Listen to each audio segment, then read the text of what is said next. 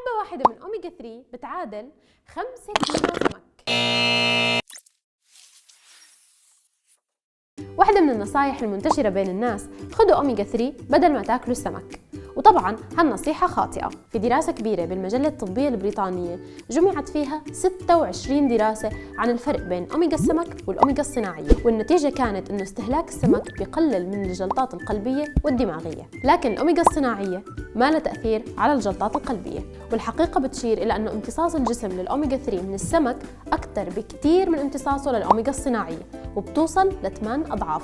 والسمك بيحتوي على بروتينات وفيتامين د وزنك ويود وسيلينيوم، وهي كلها عناصر مفيدة لأجسامنا. هذا غير إنه بعض الناس بيشتكوا من التأثيرات الجانبية لحبوب زيت السمك أو الأوميجا 3 مثل الغثيان والإسهال والرائحة المزعجة. وتذكروا إنه مصادر الأوميجا 3 كثيرة، منها مصادر حيوانية مثل التونة والسردين، أو نباتية مثل زيت الزيتون والكانولا والأفوكادو والمكسرات. وأخيراً أغلب المنظمات الصحية الدولية مثل منظمة الصحة العالمية ورابطة القلب الأمريكية بوصوا بتناول السمك 2 مرات أسبوعياً، وكل مرة بحدود 100 جرام من السمك. وتذكروا إنه الحياة الصحية سهلة.